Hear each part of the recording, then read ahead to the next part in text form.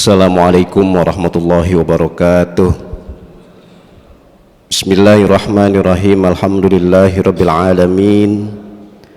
Wa bihi nasta'in ala umurid dunya waddin. Wassalatu wassalamu ala sayyidina Muhammadin khatamil anbiya'i wal mursalin wa ala alihi wa sahbihi ajma'in. Rabbi shrah li sadri wa yassir li amri wahlul 'uqdatam min lisani yafqahu qawli wala haula wala quwwata illa billahil aliyil azim. Amma ba'du. Hadirin Bapak-bapak, saudara-saudara jamaah Masjid Jami Darul Ilmi yang berbahagia, dalam kesempatan siang kali ini saya akan baca salah satu hadis yang ada dalam kitab Bulughul Maram. Dan kitab Bulughul Maram ini yang dikarang oleh Imam Ibnu Hajar Al-Asqalani meletakkan satu hadis di bab sutrotil musolli, ya. Bab menutup atau bab penghalang untuk ketika orang melakukan ibadah sholat. Isi hadisnya, an Abi Juhaimin bin Al-Haris radhiyallahu anhu qala Rasulullah sallallahu alaihi wasallam, lau ya'lamul maru baina yadayil musolli ma za'alaihi minal ithmi lakana ayyakifa arba'ina khairan lahu min ayyamura baina yadayhi, muttafaqun alaih. Bapak-bapak, saudara-saudara, ini sekali lagi saya baca hadis yang ada dalam kitab Bulughul Maram. Ini hadis datangnya dari Abu Juhaim bin Haris. Dan ini hadis autentik, hadis yang sahih yang diriwayatkan oleh Imam Bukhari dan diriwayatkan oleh Imam Muslim. Kata Nabi, lau ya'lamur maru baina yadil musolli, andai kata orang lagi sholat gitu, kemudian ada yang ngeliwatin, apa Pak bahasa yang ngeliwatin ini, jalan di depannya, ya, itu namanya al-maru, orang yang ngeliwatin, orang yang jalan di depannya. Madza alaihi minal itsmi, kalau dia tahu tentang dosanya orang yang lagi sholat kemudian dia lewat di depannya, kalau dia tahu, lakana ayyakifa arba'ina khairan lahu, maka ini pakai bahasa saya nih, mendingan dia diri dulu, mendingan dia berhenti dulu daripada dia ngeliwatin tadi. Bapak-bapak, saudara-saudara, ini Masya Allah, kalau kita ngaji hadis ini nih, ulama itu ciri khasnya, jadi hadis-hadis Nabi itu dikelompokkan ke bab tertentu, ke permasalahan tertentu. Ini tadi saya bilang salah satu piawainya, ya, cerdasnya Imam Ibnu Hajar Al-Asqalani ini meletakkan hadis bukan di bab masalah fikih. Kitabnya kitab Bulughul Maram, hadis tentang fikih, tapi hadis ini secara khusus sebetulnya bukan bicara masalah fikih, akan tapi masalah tasawuf. Tasawuf itu dimodernkan, dikontemporerkan, ya, akhlak gitu, ya. Gini, Bapak-bapak, saudara-saudara, berarti hadis di sini bukan kaitannya sah atau tidak sah. Hadis ini sekali lagi ukurannya bukan ukuran batal atau tidak batal sholat seseorang, akan tapi kaitannya masalah khusyuk atau tidak khusyuknya seseorang dalam melakukan ibadah sholat. Jadi kalau khusyuk itu bukan fikih, khusyuk itu mainannya adalah tasawuf. Makanya kita nih bapak-bapak, saudara-saudara, termasuk saya tadi, kita sholat ini secara zohir, dan orang lain pun kalau sholat secara zohir, secara fikih kita bisa tahu sah ama enggak sah. Itu fikih itu zohir yang kelihatan. Sekali lagi, orang sholat atau kita sholat itu kita bisa tahu sah ama tidak sah. Tapi ukuran diterima dan tidak diterima oleh Allah Subhanahu wa taala kita tidak akan tahu dan enggak boleh mengakui tahu. Bahasa mudahnya, sholat kita saja kita enggak tahu diterima apa enggak diterima. Cari muncul opo maneh apalagi sholat seseorang. Itu bukan ladang fikih. Nah, kalau fikih kita tahu ada orang sholat enggak wudu, mutlak enggak sah. Ada orang sholat tidak menghadap kiblat, mutlak enggak sah. Atau ada orang sholat tidak menutup aurat, Orang laki ini auratnya antara pusar sampai dengkul.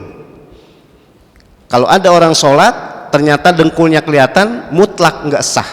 Sengaja nggak sengaja, mutlak nggak sah. Tapi ukuran diterima dan tidak terima itu bukan kita, dan sekali lagi bukan ukuran fikih. Korelasinya nyambungin dengan hadis di sini. Kenapa sih Nabi bilang kalau ada orang sholat, ini redaksionalnya gini, al-musolli itu diartikan orang yang sholat, entah dia mau sholat wajib atau sholat sunat. Jadi bukan berarti dia harus sholat wajib aja, bukan, sholat sunat termasuk.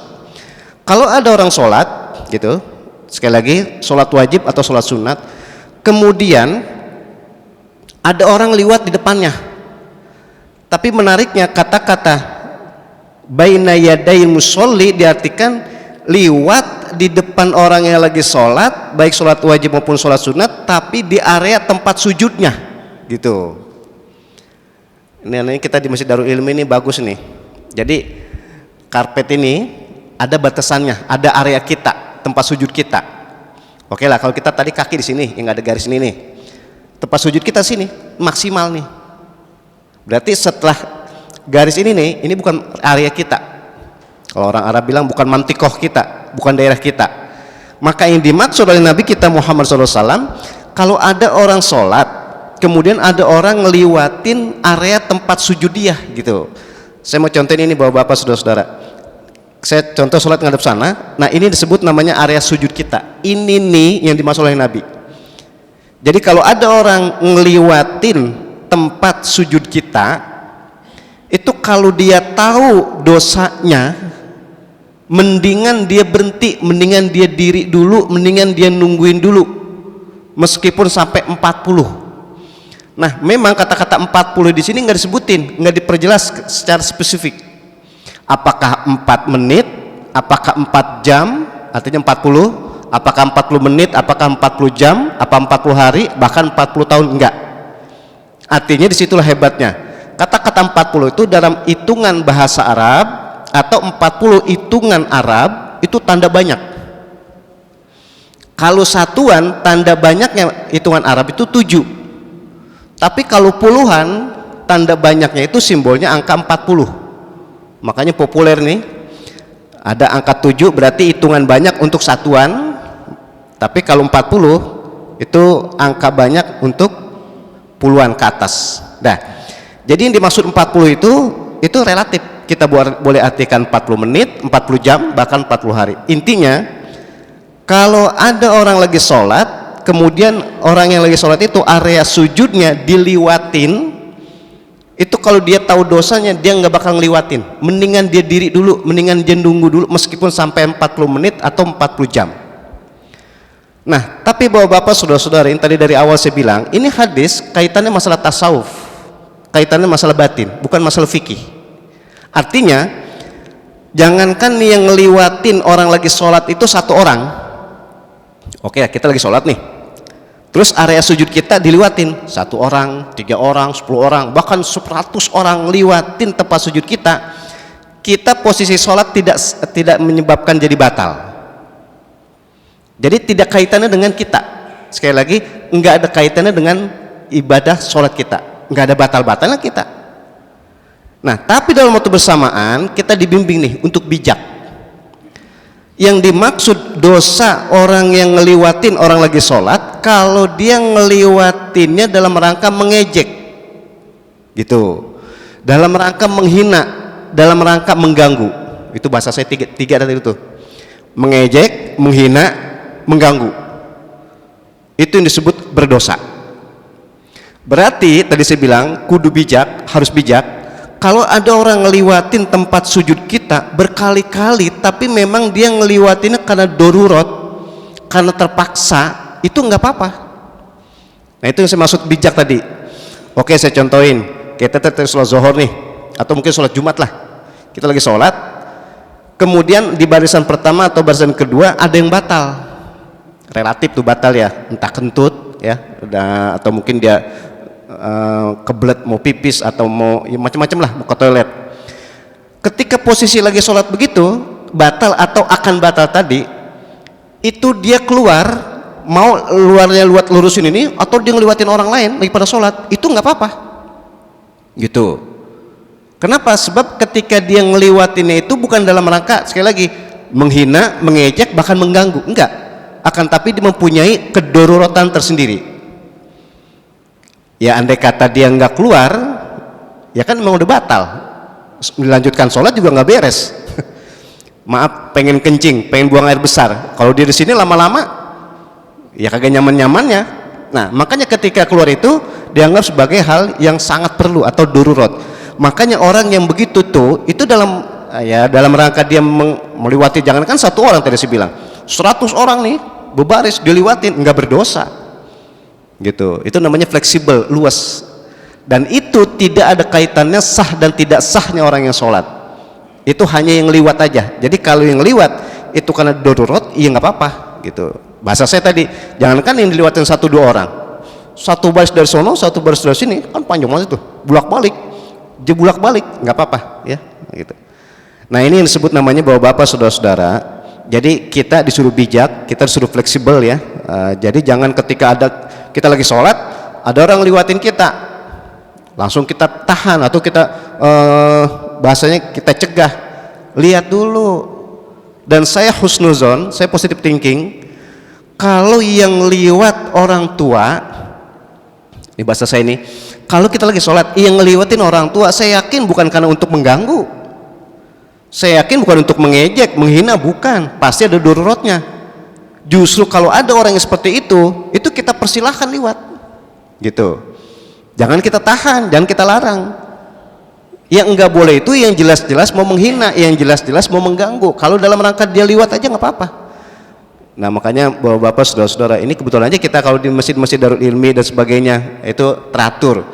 Coba kalau kebetulan kita sholat di Mekah, di Madinah, itu kalau lagi jumlah jamaahnya bludak, bisa jadi kita sujud bukan di karpet, bisa jadi saking penuhnya kita bisa sujud di pundak orang, saking padatnya.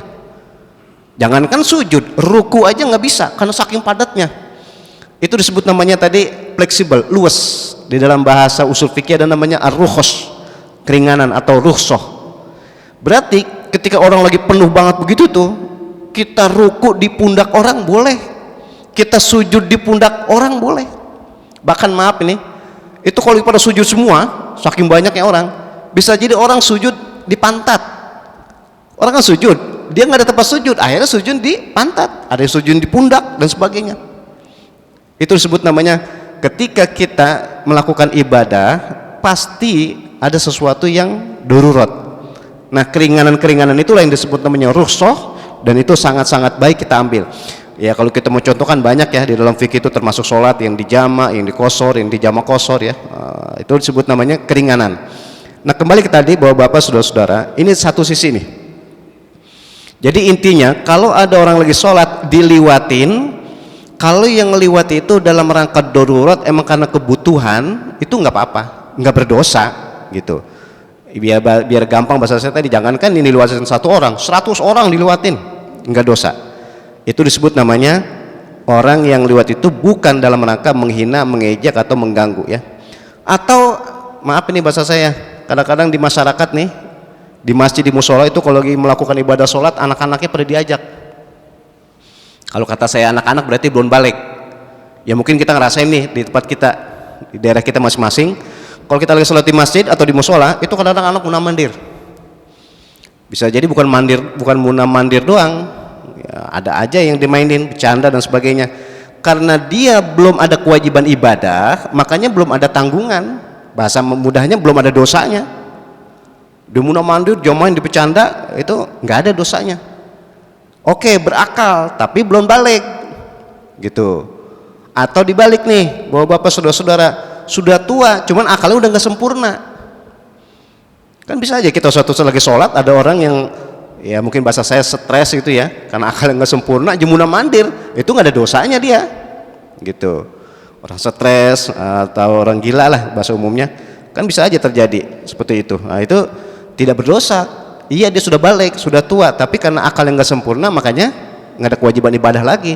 Kembali, anak yang berakal tapi belum balik belum wajib ibadah. Kebalikan, orang yang sudah tua tapi akal yang udah nggak sempurna nggak wajib ibadah. Bahasa saya tadi, dia ngeliwatin kita lagi sholat, nggak ada dosanya. Berarti bahasanya yang dosa itu yang berakal dan dalam rangka menghina, mengejek, mengganggu, itu yang berdosa. Tapi kalau niatnya dalam rangka tadi itu enggak.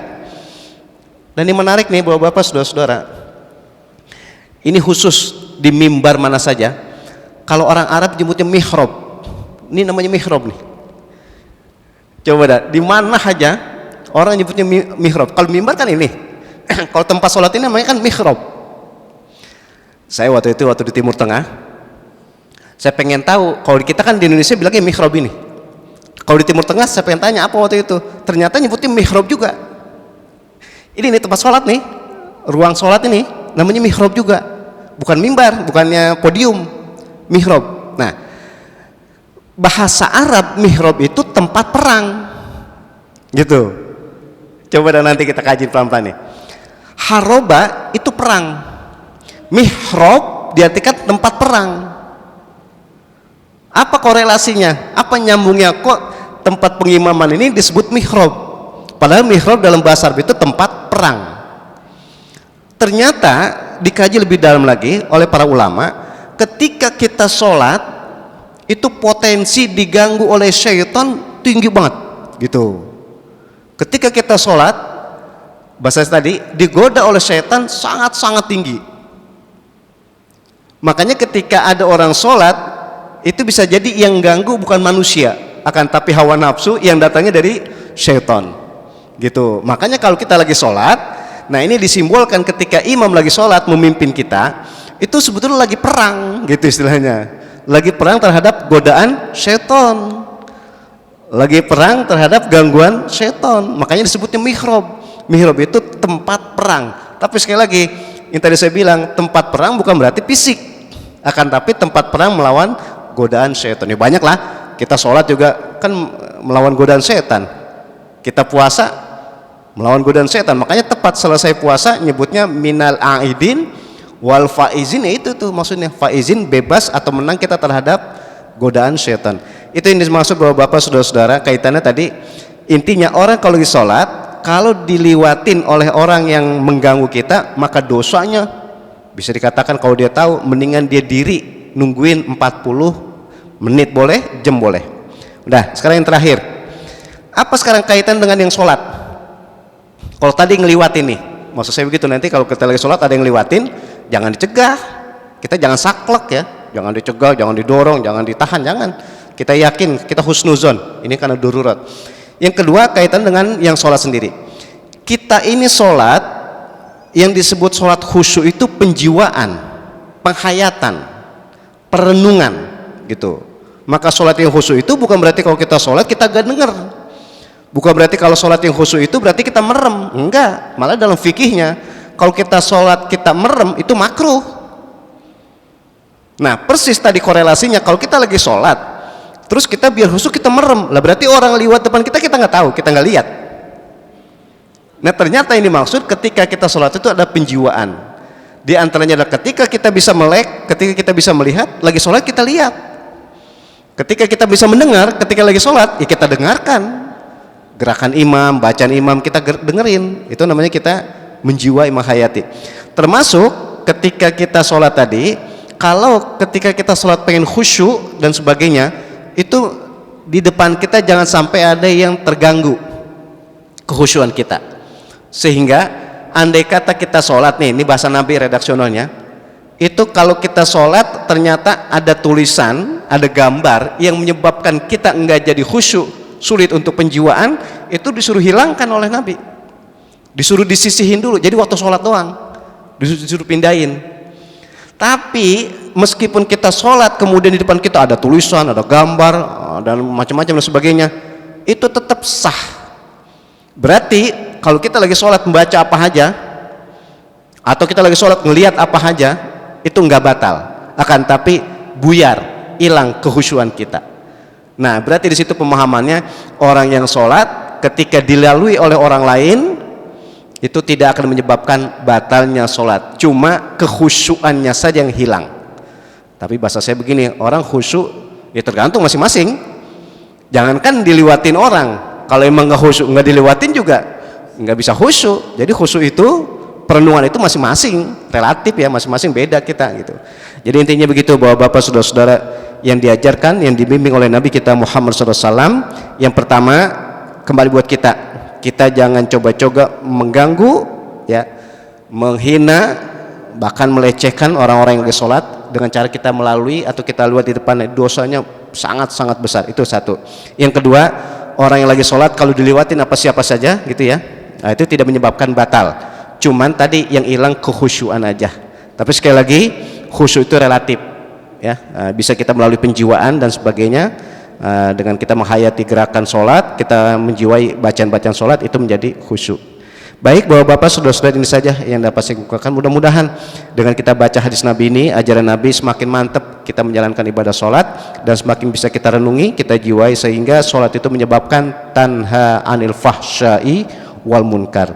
Sholat itu bisa mencegah dari kekejian dan kemunkaran. Amin ya rabbal alamin. Demikian yang dapat saya sampaikan. Mari kita tutup dengan doa. Kita awali dengan membaca Ummul Quran Al-Fatihah.